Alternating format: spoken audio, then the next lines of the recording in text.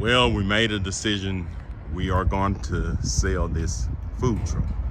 You know, I got it built in 2017. So we've had it for like 6 years, and we worked it pretty hard the first 2 years. Then unfortunately, I got laid off from my job after 27 years of service. So I had to go back out in the field and travel a little bit, and my food truck had to sit idle for a while. So we haven't taken it out in about a year and a half, but I do try to start it up and keep maintenance and everything on it. It's a good truck. If you've been watching any of my videos, we did a lot of events for the schools, and we did something with Harvey came, Shell. Next son, they gave us money to feed people hot meals, and they chose our truck because they saw it advertised. We do a lot for schools and all that other stuff, but my wife and I, we're both working full-time jobs, and my kids are working their full-time jobs, so it's hard for us to get this truck out. And just working it once or twice a week, it's not good for a food truck. You got to have that thing out there about 5 days, especially if you're frying chicken or doing that because of the grease, and you want to utilize that grease and all that stuff before you start changing it. But I'm gonna walk you through right now. Right now we had to take a few things out because I'm doing some modifications, but I'm gonna put everything back in. And if any of you guys are interested in this truck, just let me know. I put the information in the description. You can send an email to info@jharveysgrill.com, but I'll put it in the description. As you can see, we got the 2 sliding windows. And we also got a little television in here for the kids. You see some of the stuff that we used to sell right there. We had wings, and we had chopped beef. We had some scotched eggs. That wife did a lot of few things. And this is a Ford Uhaul E450. And we got it converted. We bought the Uhaul, and we had a guy to convert it for us. As you can see, got everything you need. It passed inspection and everything. So, like I said, I'm gonna have to put some equipment back in it. This right here is where my generator is at. And that generator will slide right out. And it's a pretty good size. I don't have my tape measure with me, but from here to here, we're looking at maybe about 2.5, 3 feet. Then you got your water. You have to label everything when you're getting ready to get inspection.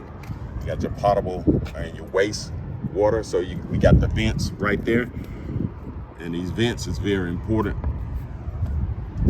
And you got your exhaust. And I put this in there to help blow out a little bit more air, but I don't know if it even helped a lot. So I do have the thing. I may just put it back on there. You can take this off and just put the piece of board back in, put some silicone around it, but it may help a little bit. I don't think it helped that much. And then you got your propane tanks. And you got different codes in different places. Like in Houston, you're not allowed to have 100-pound burners downtown. So you can put any type of burner in here. You can put 100-pound, 40-pound, 20-pounders. I'm gonna open this up.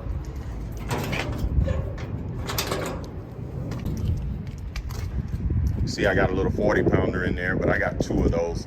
I took the 100 pounds off. The 40-pounders will last forever,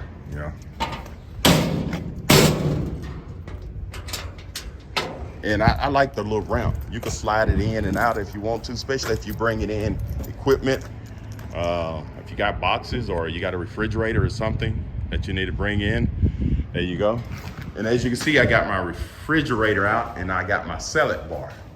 I had to take those out because I had a problem. This right here is my freezer, and this right here is the salad bar. And my refrigerator, I had to throw it away. I had a guy to come try to work on it, and he did more damage, so I had to take that out. So I'm gonna just show you what I'm gonna have somebody come clean this up.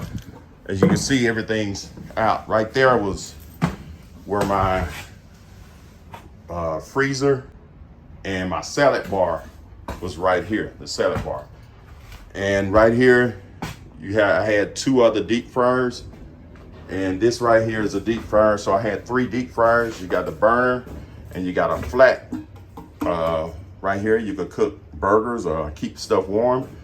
You got your 3 compartment sink.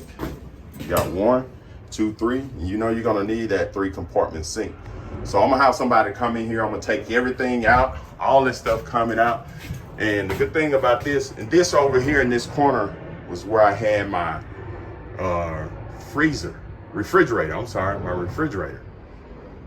So I had to take it out, and because it had some kind of issue and the guy tried to fix it, he caused more problems.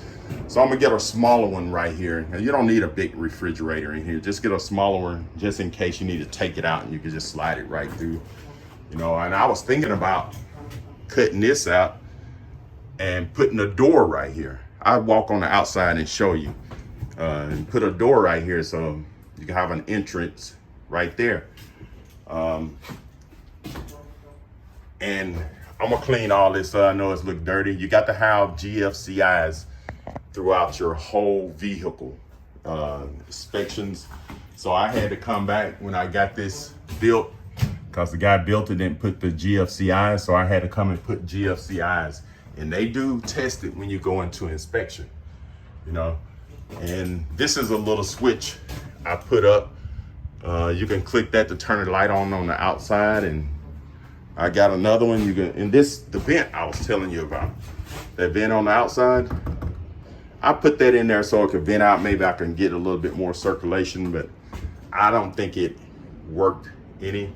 And I also had to change and put a new venter hood, because the old one I had, they said they wanted everything had to be welded. As you can see up there, they want everything welded. You know, they get a little strict with these inspections sometimes.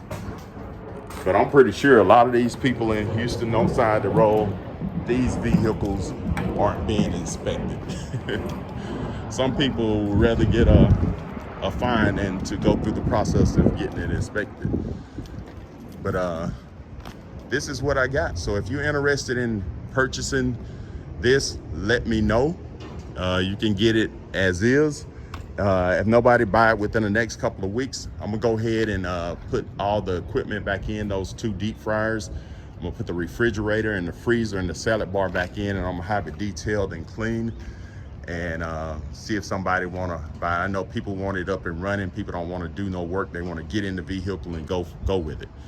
You know, as is right now, you know, you have to put those things back in, and everything's working fine. I just put water in it, and I checked the hot water heater. I checked the AC unit that's on top. Everything's working fine. All the lights working fine.